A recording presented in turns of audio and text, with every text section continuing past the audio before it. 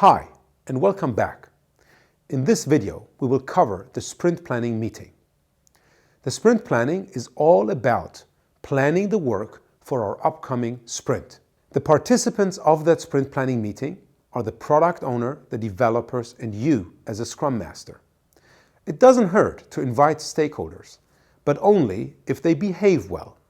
So if they start to challenge the priority that the product owner and developers agreed to in the product backlog refinement, you as a Scrum Master should interrupt them and tell them that this is not the place to do that. The time box for the sprint planning meeting is 8 hours for a 4-week sprint, and usually proportionally less. So if you have a 2-week sprint, the time box is in most cases around 4 hours.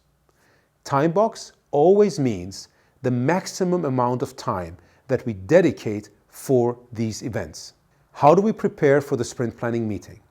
Actually, the best way is to have a great product backlog refinement, which results in a ready product backlog. Now we can move into the sprint planning itself. The sprint planning is divided into 3 steps. The first step is all about the why, the second about the what, and the third about the how. The why of the sprint planning results in the sprint goal, which in the Scrum Guide is referred to as a commitment to one of the artifacts, being the sprint backlog. The why gives us the purpose of the sprint, the outcome that we want to achieve for our customers, not the output, which means not the number of items that we deliver.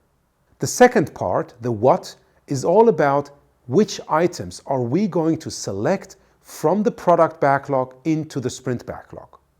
When I say we, I mean the developers, because it is their decision-making authority how much work they believe can be done within one sprint. The last step of the sprint planning is the how.